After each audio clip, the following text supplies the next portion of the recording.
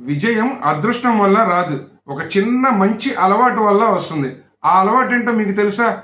చాలామంది ఇలా అంటూ ఉంటారు. వాళ్ళకి అదృష్టం కలిసొచ్చింది, అందుకనే విజయం సాధించారు అని. కానీ ఆ నిజమేంటో మీకు తెలుసా? విజయం సాధించిన వాళ్ళు ముందుగా ఒక లక్ష్యాన్ని ఎంచుకుంటారు.